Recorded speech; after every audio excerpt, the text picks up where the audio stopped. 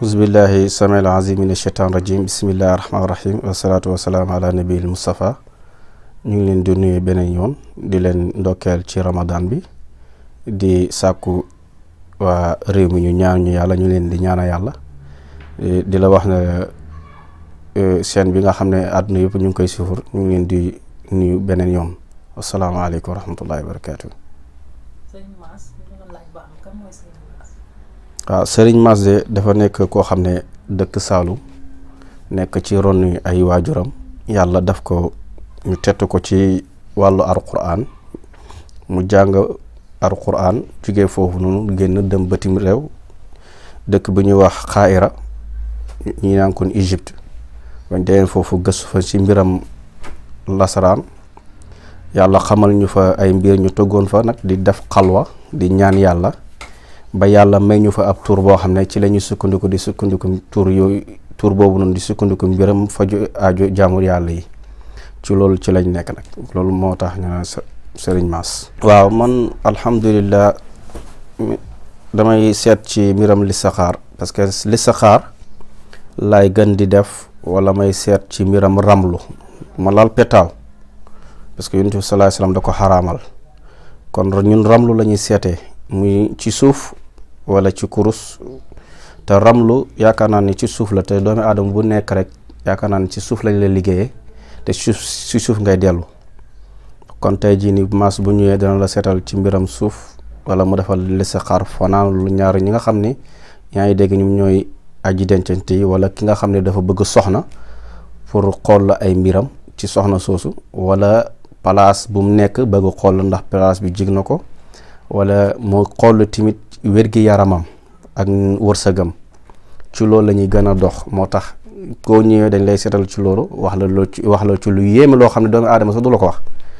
yàlla defal nañu loolu muy fadlu min allah yuti man yasha wallahu zul fadl azim ngëneel la nag yàlla moo koy tànn def ko ci jaam bi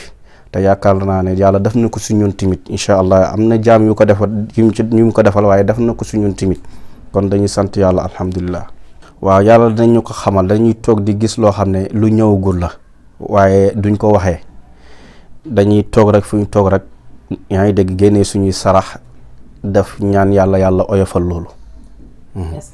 que ñëppay ñëw ba gis ko ñëpp ko mën a gis. waaw dinay gis parce que man damay liggéeyal a rawxaan waaye rawxaan laay liggéeyal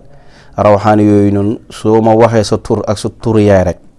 incha allahu taala yaakaar naa ne dinañ la wax lu yéeme lañ lay wax te foo mën da nekk ci àdduna bi boo fotee sa tënk loxo bii nii envoyé ñu ko yaakaar incha allah dinañ ci gis loo xam ne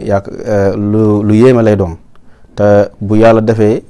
nga wax ñu sa tur ñu xisaab ko wàccee ko ay chiffres dana tolloog bidiw am na bidiw bu muy tolloog ñu xool ko ci bidiw boobu ñu la lii mooy sa bidiw waxal la ci nga génnee sa sarax topp sa sarax yàlla defal la ci tawfiix waaw.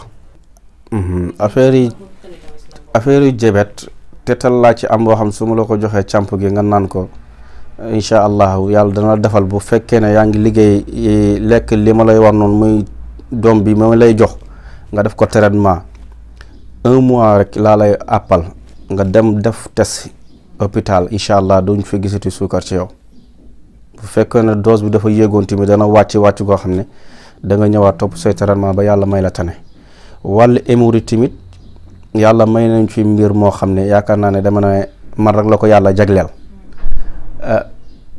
su ma ko jëlee ba jox la sama càmp googu noonu tuuti na waaye tuuti te barke la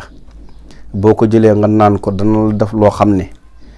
dana raxas lépp lu nekkoon sa jëmm ji ak feebar bi nekk tamit ci yow ak yeneen yoo xam ne xamoo ko waaw su fekkee ne dafa génn doo ko naan dañ la am lu ñu la koy wax nga defee ko noonu mu delloo ko incha allah yàlla da lay defal tawfiix jigéen ñi nga xam ne tamit dañoo nekk ci buntu sëy te mënuñ sëy yaa ngi dégg gàllankoor da leen téye bu ñëwee ci ñun dañ